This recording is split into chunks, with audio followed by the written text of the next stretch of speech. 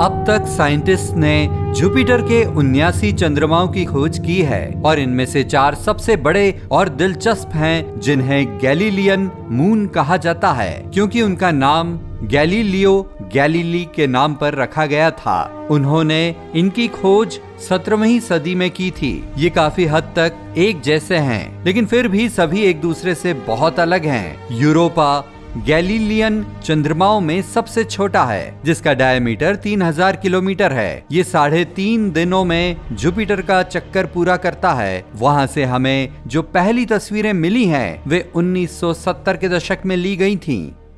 इसके सरफेस पर ज्यादातर पानी की बर्फ है। यूरोपा में लंबी लंबी दरारें हैं जो ज्यादातर तकरीबन 1 मील चौड़ी हैं और इसकी ऊपरी सतह पर हजारों मील तक फैली हैं। शायद ये इसकी सतह के नीचे छिपे मिस्टीरियस महासागर की ऊंची ऊंची लहरों की वजह से पपड़ी में आई दरारों की वजह से बनी होंगी। 2012 में साइंटिस्ट ने इसके साउथ पोल के करीब 125 मील तक उठने वाली पानी की भाप की लंबी धार को देखा था। इसी धार से हम ये पता लगा सकते हैं कि यूरोपा के अंदर क्या छिपा है, वो भी बिना वहां जाए। साइंटिस्ट को लगता है कि इसके सॉलिड सरफेस के नीचे 15 से 25 किलोमीटर तक फैला एक बड़ा शानदार महासागर हो सकता है। वो महासागर 40 से 100 मील तक गहरा हो सकता है। भले ही ये धरती का सिर्फ 1/4 हिस्सा हो, पर इसमें हमारे सभी महासागरों से 2 गुना ज्यादा पानी है।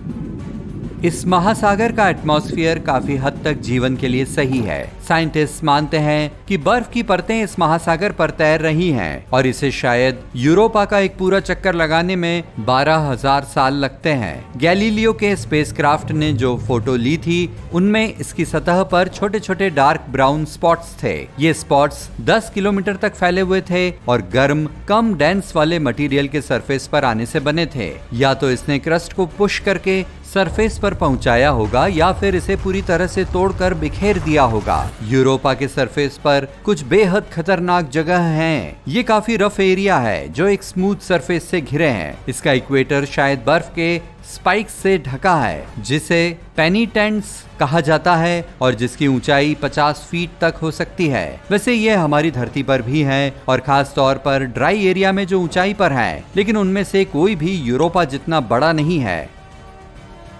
हमारे चंद्रमा पर 25 किलोमीटर के डायमीटर के 5000 से भी ज्यादा क्रेटर हैं, जबकि यूरोपा के सरफेस पर ऐसे क्रेटर नहीं हैं और शायद इसकी उम्र 5 करोड़ साल से ज्यादा भी नहीं है। इसका मतलब यूरोपा का सरफेस हर समय बदल रहा है और पहले से बेहतर हो रहा है। ये एक बर्फीला गोला है और इसकी सतह हमारे सोलर सिस्टम के बाकी सभी सॉलिड प्लैनेट्स में सबसे चिकनी है। इसी वजह से ये हमारे चांद से 5 गुना ज्यादा ब्राइट है। यूरोपा पर जुपिटर से आने वाले रेडिएशन के कारण लगातार विस्फोट हो रहे हैं और ये इतने मजबूत हैं कि हम वहां एक दिन भी नहीं टिक पाएंगे। यूरोपा हमारे सोलर सिस्टम के सेंटर से धरती के बजाय 5 गुना दूर है। इसका मतलब है कि इसे सूर्य से आने वाली गर्मी मुश्किल से ही मिल पाती है। शायद इसलिए यहाँ हमेशा बर्फ जमी रहती है और इसके इक्वेटर पर एवरेज टेम्परेचर -160 डिग्री सेल्सियस और पोल्स पर तकरीबन -220 डिग्री सेल्सियस रहता है।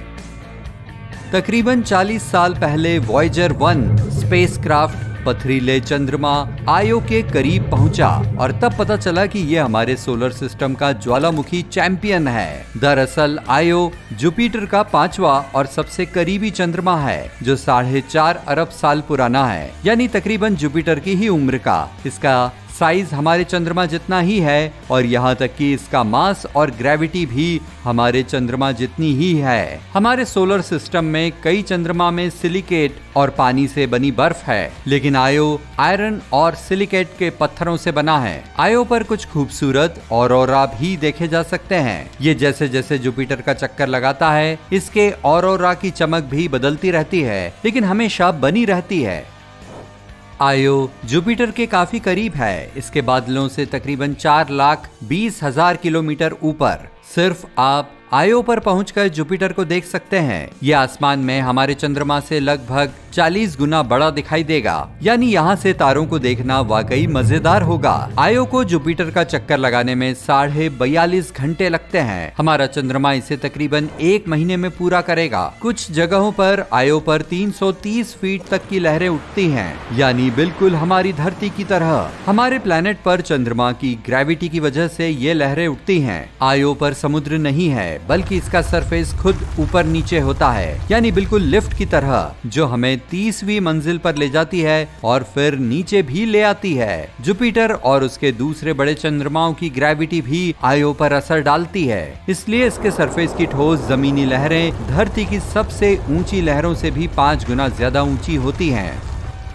इसी वजह से आयो अंदर से इतना गर्म हो जाता है कि अंदर का मटेरियल पिघल जाता है और उबलकर कहीं से भी बाहर निकलने की कोशिश करता है, जिससे इसकी सतह में छेद हो जाता है और जो ज्वालामुखी को जन्म देता है। ज्वालामुखियों की बात करें तो आयो हमारे सोलर सिस्टम का सबसे एक्टिव बॉडी है। आयो पर 400 से भी ज्यादा हैं, जिनमें से 150 तो हर वक्त फटते ही रहते हैं। इनमें से कुछ तो स्पेस में तकरीबन 200 मील की ऊंचाई तक गर्म गैसेस को उछाल देते हैं। यहाँ चल पाना लगभग नामुमकिन है, क्योंकि यहाँ की सतह पिघलते पर्वतों, बहते लावा की झीलों और बड़े बड़े ढहते पहाड़ों की एक खतरनाक दुनिया है।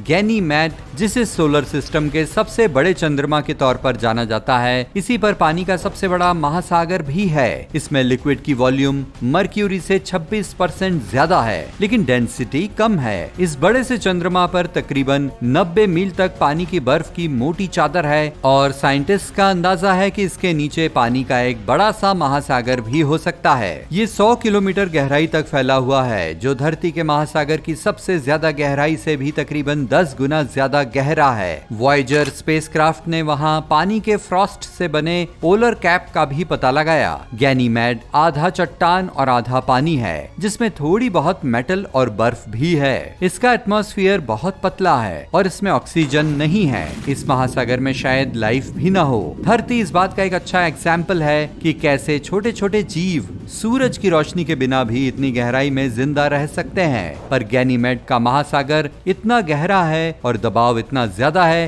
कि नीचे का पानी शायद वापस बर्फ बनकर जम चुका हो।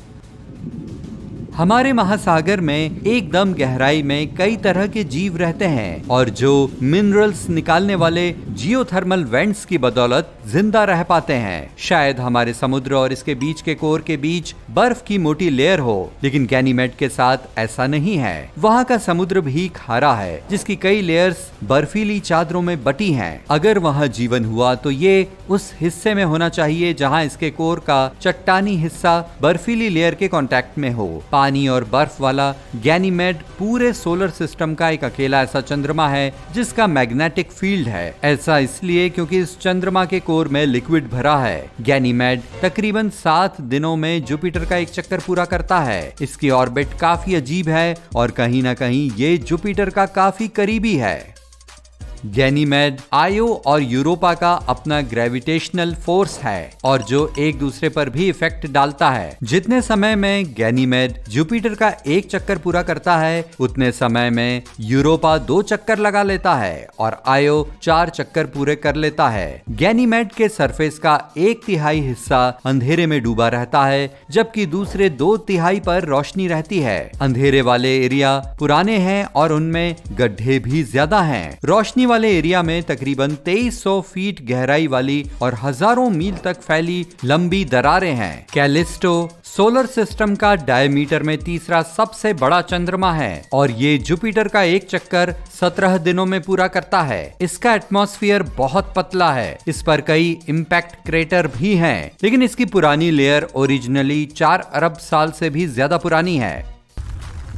जब धरती की तरह कोई ग्रह जियोलॉजिकली एक्टिव होता है तो कुछ चीजें पिछले इफेक्ट्स के ज्यादातर सबूतों को मिटा सकती हैं। पानी, ज्वालामुखी, टेक्टोनिक प्लेट्स की हलचल, ह्यूमन एक्टिविटीज और मौसम, ये सभी चीजें सरफेस को बदल देती हैं। कैलिस्टो पर इनमें से कुछ भी नहीं रहा है। साइंटिस्ट को लगता है कि ये चंद्रमा महासागरों की दुनिया हुआ करती थी जो बाद में जम गई। ये समय समय पर एस्ट्रॉइड से टकराया, लेकिन इस पर इनका ज्यादातर कोई असर नहीं हुआ। फिर भी इसमें वल्हैला जैसे कुछ काफी एक्टिव गड्ढे हैं, जो हमारे सोलर सिस्टम का सबसे बड़ा मल्टी रिंग क्रेटर है और जिसका डायमीटर 4000 किलोमीटर है। कैलिस्टो के क्रेटर्स में स्पेस की दूसरी बॉडीज के मुकाबले कहीं ज्यादा रिंग्स होते हैं। जो कुछ भी इससे टकराया वो इतना बड़ा था जिसने इसकी पतली पपड़ी की सतह में पंचर कर दिया होगा, जिससे पानी इसकी सतह पर फैल गया। इसकी इसी पतली सतह के नीचे या तो खारा सागर हो सकता है या नर्म बर्फ।